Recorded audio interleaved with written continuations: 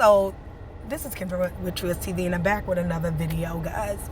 I had to do this video because this is something that I knew matter of factly, and I say this a lot in videos. How black wealth was, how white wealth was acquired by lynching and killing black people and stealing their land, property, and businesses. So here's a case of this documented. In 1944, a group of white men brutally lynched Reverend Isaac Simmons, sorry for saying his name like that, Simmons, a black minister and farmer, so they could steal his land in Amite County, Mississippi, which was over 270 acres of land. We see this, come on, Black Wealth Reserve Isaac Simon, lynched for his land in Mississippi, 1944. Families flee in fear. Remember, I told y'all this. All this land that you see white people acquiring came from them killing a black man and stealing this. I guarantee you, there are white people that's on this land now with this man's whole name and identity as we speak. Before his death, the Reverend Simmons, I keep saying Simon for some reason, Simmons controlled more than 270 acres of debt-free Amite County land that his family had owned since 1887. They owned it prior to that because they're American Aboriginals. But you understand now what I mean when I said that all the wealth acquired by white people was through theft and murder. And anybody you seen them lynching, they were lynching the owners to businesses and land. I digress. You see it again, the lynching of Reverend Isaac Simmons. 3 are hanged and burned at Springfield, Mississippi, or Missouri, sorry, M.O. But they got down here, Isaac again, how they lynched them.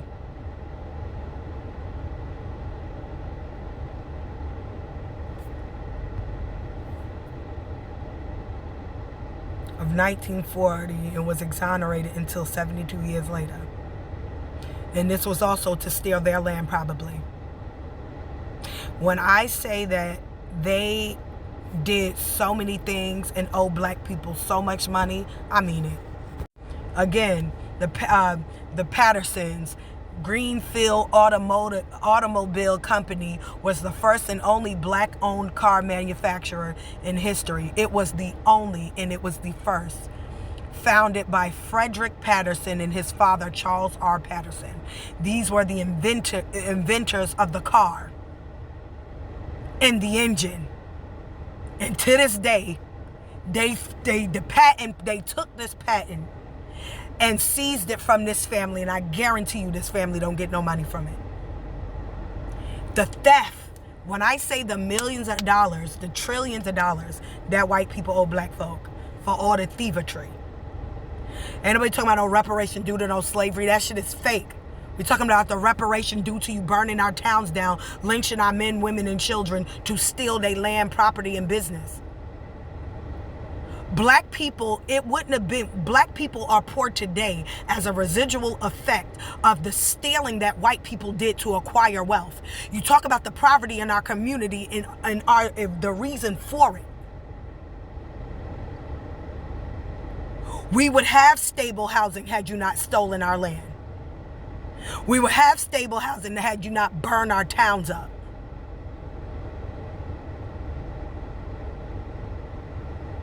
There wouldn't be so much alleged crime that black people do out of poverty if you didn't take from us in the first place.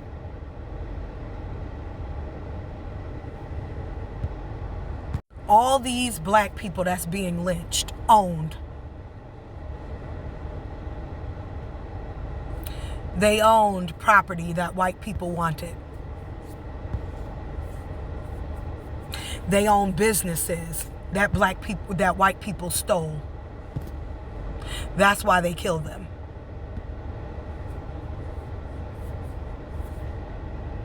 Look, a desperado lynched for stealing horses and cattle. No, they stole it from him and then lied on him and said he was the thief. They took from this black man and killed him for his own property.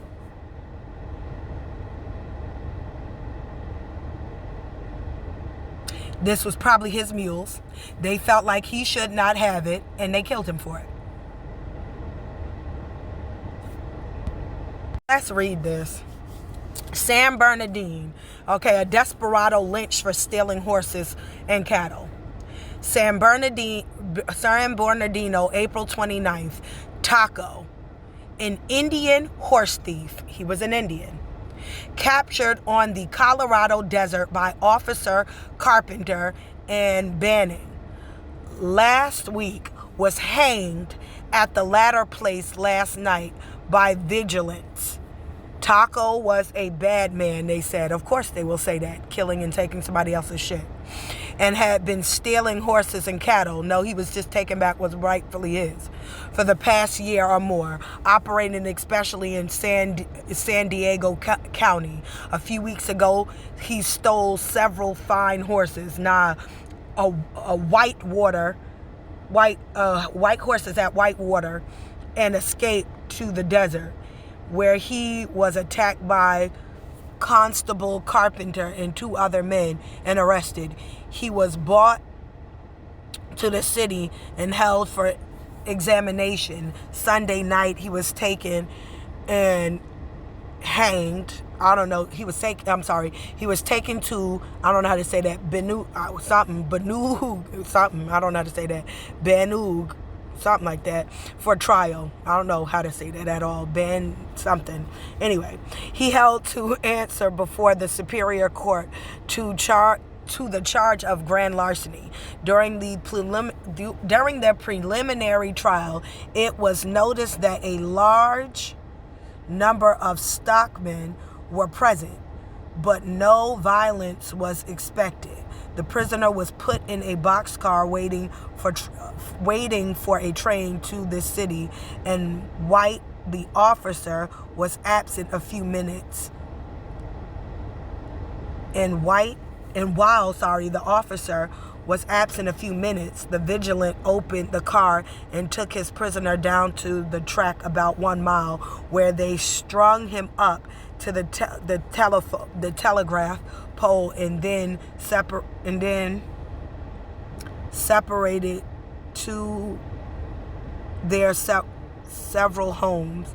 This morning, Superintendent Murr of the Southern Pacific Company, while passing on a special train, saw the body dangling in the air and returned to Banning,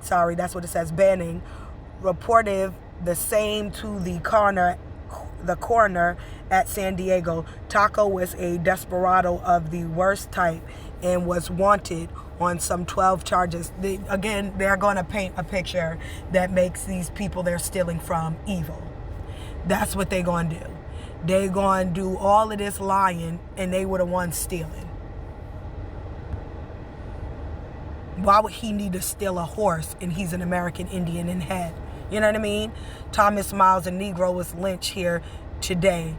The body, riddled with bullets, was found swinging from a tree. Miles was accused of having written letters to a white girl, but proof was lacking when he was arraigned in court yesterday. They lied, and they would use white women as a way to lie on black men all the time. This man probably owned land, and they lied and said he said something to a white woman, and they killed him. They was just trying to give a basis for killing him and stealing his shit. So I had to Google this, right? And this is what AI Overview wrote. Incidents of lynching black farmers to steal their land were part of a widespread systematic campaign of violence and intimidation used to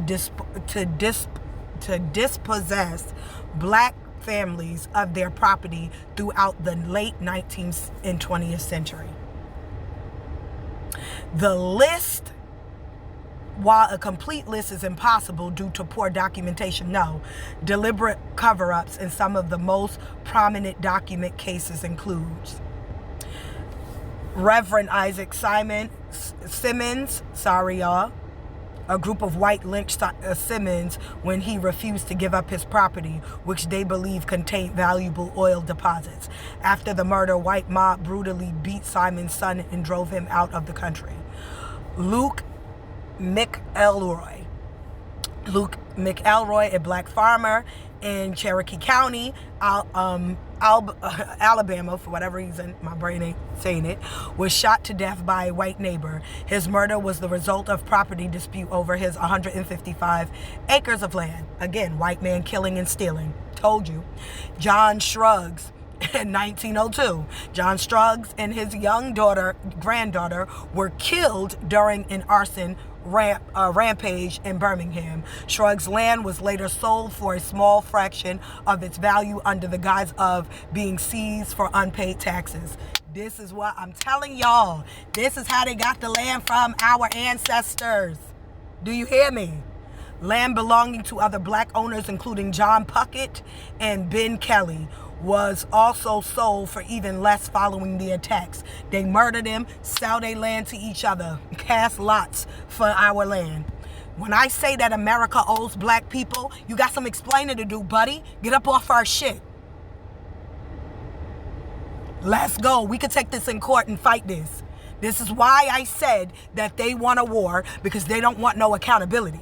They want to incite these KKK members to go after black people so they don't got to give back the land that they have been stealing and squatting on for decades while oppressing the aboriginals to this land and keeping them impoverished and not having a land. Let's keep going. The Okie Massacre, Florida. The Okie Massacre, Florida, 1920. The massacre was triggered by a black man attempting to vote on election day. A white mob responded with widespread violence targeting black citizens. The mob killed dozens, including lynching of July Perry. Okay, the violence was followed by a campaign of intimidation that drove the entire black community out of Okie. I don't know how to say that. Okie. Okay. Some white residents later seized the land and homes of the fleeing blacks. Thank you. This is how they got these big, beautiful homes. Then they lie and tell you these homes were slave plantations where they owned and beat and whip your people. I'm sorry for getting passionate, but I news what I news because the news did. This is how white people got wealth in America, through treachery and thievery. When them niggas tell you they pulled themselves up from their own bootstraps, tell them to shut up. They thieves. That's why every time you walk into their store, they think you about to do to them what they did to you. Because that's how they give it up. The city of Okie was virtually all white for decades afterwards. I don't know how to say this, but you heard, there it is. Then we got the Elaine Race Massacre. Look at these massacres where whites, and they try to, black people violent. Bitch, no. When has there been a white massacre where we stole some shit from you? No, bitch, you're violent. Arkansas, 1919. Black farmers in Phillip County, Arkansas, organized to demand fair pay for their cotton crops. Theirs. In response, white mobs attacked the black community, killing an estimate 100 to 800 people. According to the civil rights journalist Ida B. Wells Burnett, they imprisoned the black folk even though it was white people doing the evil. The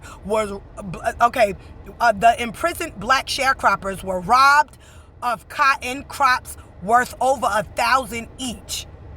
Decades later, many black families such as the, I don't know how to say this person's name, Flanogue family, found that their land had been taken through intimidation, violence, and fraudulent records. Rosewood Massacre. We know about this one. Florida, 1923.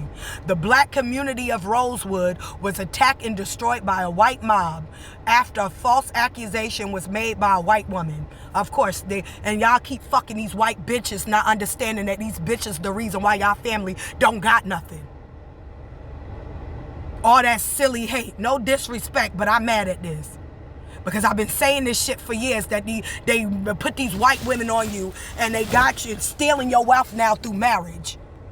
They ain't gotta no more send them out there and lie, even though they did the same thing to Shannon, and that's what his black ass get for being so insecure.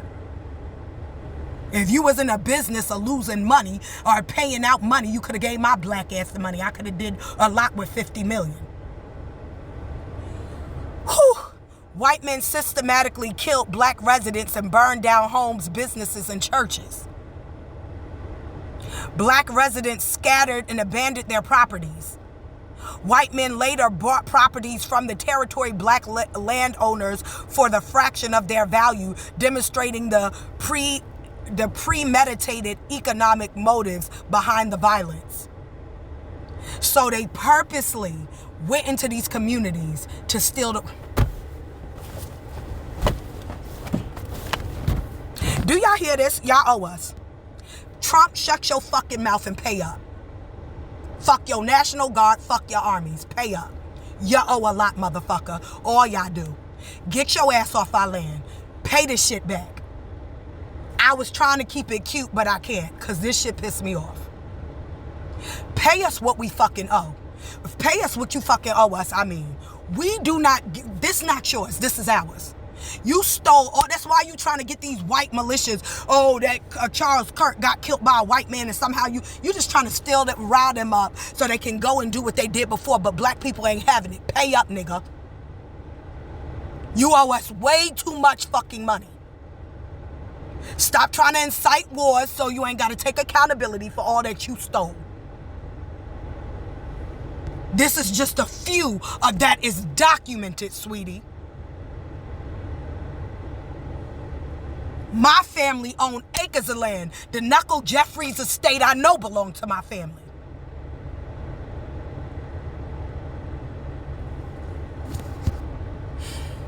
Pay up. This is Kendra with Trust TV.